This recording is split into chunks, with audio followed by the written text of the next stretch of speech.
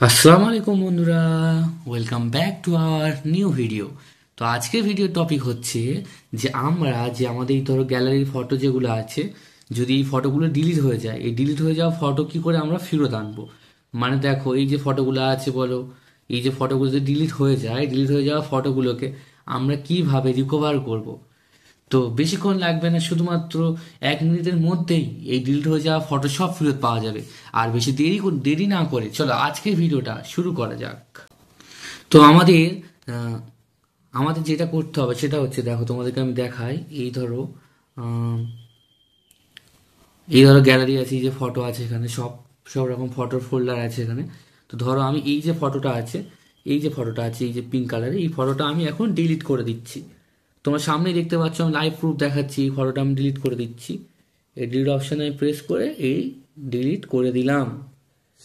Delete হয়ে গেল, দেখো ডিলিট হয়ে গেল ফটোটা।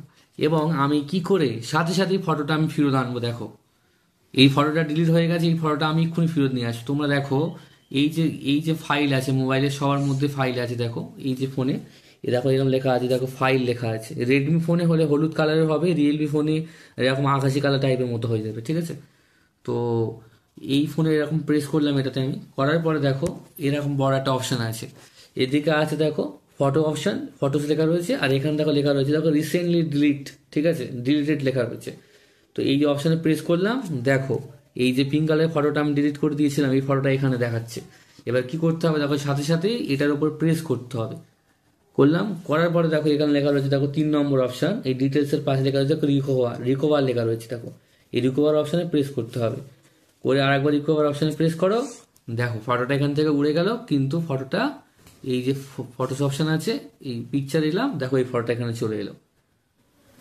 তো খুব সিম্পল ব্যাপার, এরকম ভাবে ফটোগুলো ডিলিট হয়ে যাওয়া ফটো ফেরত আনা যাবে, মানে একবার ডিলিট হয়ে গেলে ফেরত চলে আসবে।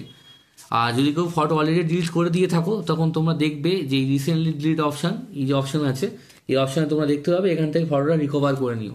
তো আজকের ভিডিওটা এই পর্যন্ত। যদি ভিডিওটি ভালো লেগে থাকে অবশ্যই লাইক, শেয়ার এন্ড সাবস্ক্রাইব করতে বলো না। টাটা।